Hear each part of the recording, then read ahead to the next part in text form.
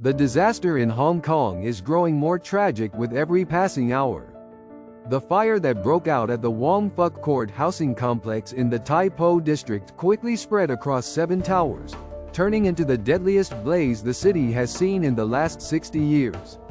Authorities have confirmed 128 deaths, while around 200 people remain missing. A large-scale investigation has been launched following the incident. 2 managers and a consulting engineer from the construction company responsible for the exterior renovation have been detained on suspicion of manslaughter by negligence.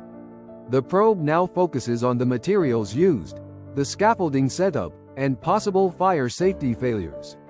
After the fire, not only this complex but 2 nearby housing estates were also fully evacuated as a precaution.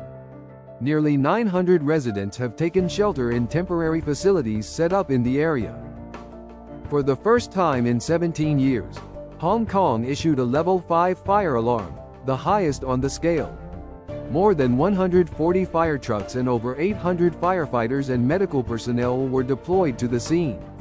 According to early assessments, the fire began on the external scaffolding of a 31-story block. Fueled by strong winds, the flames spread rapidly along bamboo scaffolding, protective nets, waterproof tarps, and plastic coverings. Officials reported that these materials burned far more intensely than usual. Another critical factor that made the situation worse was the presence of faulty fire alarms. Authorities stated that the alarm systems in the affected buildings were not functioning properly, causing many residents to realize the danger only when smoke had already filled their apartments. Investigators also found styrofoam panels glued to some apartment windows. These panels blocked ventilation and helped the fire jump quickly from floor to floor, accelerating the spread. Wang Fuk Court is a massive public housing complex built in the 1980s, containing about 2,000 units and 4,800 residents.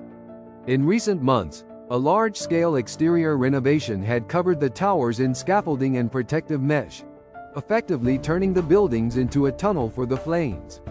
Authorities are now trying to determine the exact cause of the fire and the extent of potential negligence. But one thing is clear: Hong Kong is facing not just a recent tragedy, but one of the most devastating disasters of the past half-century.